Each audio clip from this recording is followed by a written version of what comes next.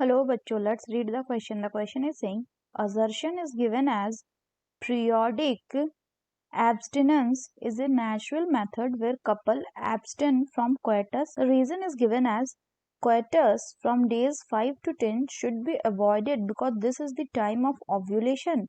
Option में given है if both assertion and reason are true and the reason is a correct explanation of the assertion. Second में if both assertion and reason are true but reason is not a correct explanation of the assertion. तीसरे में है if assertion is true but the reason is false.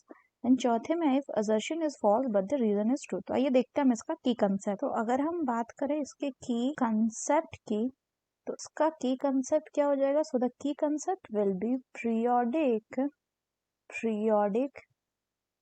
Abstinence. तो ये क्या है, ये एक नेचुरल मेथड ऑफ कंट्रासेप्शन है. So it is a natural method of contraception. दूसरी अगर बात करें तो इसमें क्या होता है कि इसमें जो कपल होता है वो अवॉइड करता है. The couple avoid having coitus. कब से कब तक. From day 10 to 17 of menstrual cycle. Day 10 to 17 of the menstrual cycle. क्यों? क्योंकि ये जो डे 10 to 17 होता है ये कैसा पीरियड होता है.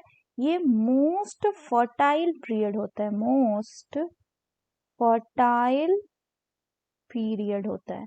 यानी इस पीरियड में क्या हो जाता है, इस पीरियड में ओव्यूलेशन होने के चांसेस जो होते हैं वो बहुत हाई रहते हैं. That is high. तो अगर हम क्वेश्चन की बात करें तो इसमें बोल रहा है पीरियोडिक एब्स्टेंस एक नेचुरल मेथड है जहां पे कपल एब्स्टेन करता है फ्रॉम कोइटस से. तो ये तो बिल्कुल सही है.